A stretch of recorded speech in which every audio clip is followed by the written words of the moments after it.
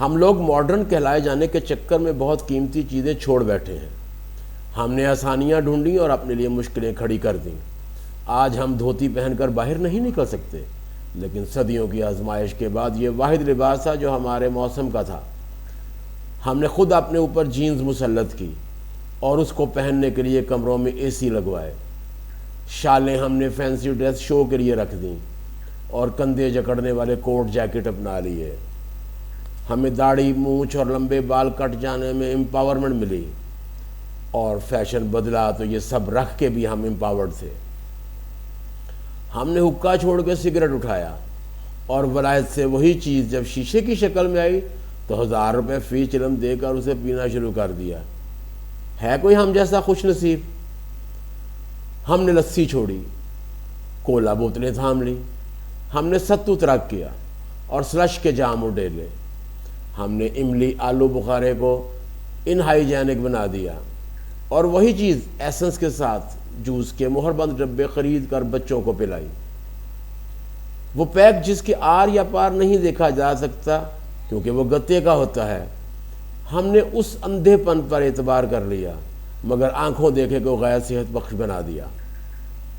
ہم نے دودھ سے نکلا دیسی گھی چھوڑا اور بیجوں سے نکلے تیل کو خوش ہو کے پیا۔ ہم نے چٹا سفید مکھن چھوڑا اور زرد ممی ڈیڈی مارجرین کو چاٹنا شروع کر دیا، اور جب اس کے نقصان سٹیبلش ہو گئے تو پھر ڈگمگاتے ڈولتے پھرتے ہیں۔ گوالے کا پانی ہمیں برداشت نہیں، لیکن یوریا سے بنا ہوا دودھ ہم گڑک جاتے ہیں۔ سبحان اللہ! اصلی دودھ سے ہمیں چائے میں بو آتی ہے، اور ٹی وائٹنر ہم نوش جان کرتے ہیں جس پہ یہ لکھا ہوا ہے کہ وہ دودھ نہیں ہے۔ گھر کے نیچے بھینس باندھ کر ہم نے سوکھا دودھ باہر ملک سے خریدنے کا سودا کیا، اور کیا ہی خوب کیا۔ ہم تو وہ ہیں جو آم کے موسم میں بھی اس کا جوس شیشے کی بوتلوں میں پیتے ہیں۔ ہم گڑ کو پینڈو کہتے تھے، سفید چینی ہمیں پیاری لگتی تھی، لیکن براؤن شوگر نے ہوٹلوں میں واپس آ کر ہمارے منہ پر تھپڑ مارا۔ اب ہم ادھر ادھر دیکھتے ہوئے گال سے ہلاتے ہیں، لیکن گڑ بھی کھاتے ہیں تو پیلے والا، کہ بوڑھا گڑ تو ابھی ہمیں رنگ کی وجہ سے پسند نہیں۔ آئیے ہم سے ملے، ہم ایمرجنسی میں پیاسے مر جاتے ہیں۔ گھروں کی ٹونٹی کا پانی نہیں پی سکتے، نہ ابال کر نہ نتھار کر، ہم پانی بھی خرید کر پیتے ہیں۔ ہم ستلجوں، راویوں، چنابوں اور سندھوں کے زمیزاد، ہم ولایتی کمپنیوں کو پیسے دے کر پانی خریدتے ہیں۔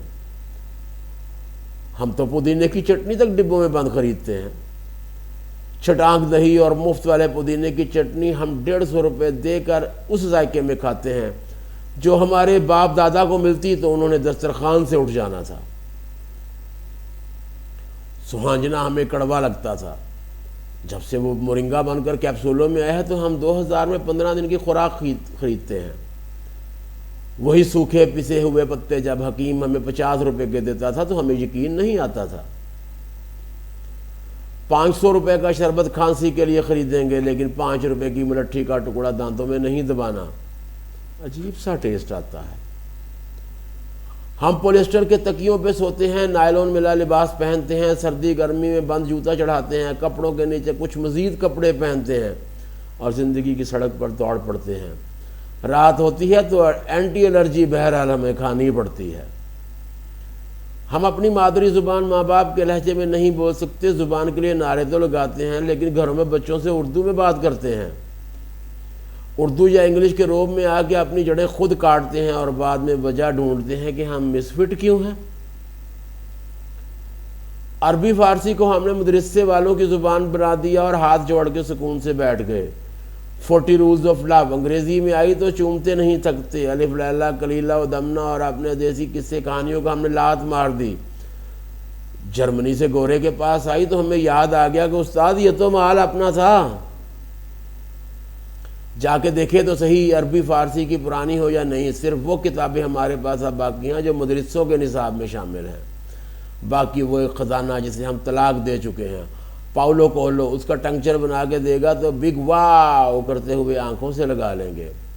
متبنی کون تھا، عاملی کیا کر گئے، شمس تبریز کا دیوان کیا کہتا ہے، آغانی میں کیا قصے ہیں، ہماری جانیں بلا۔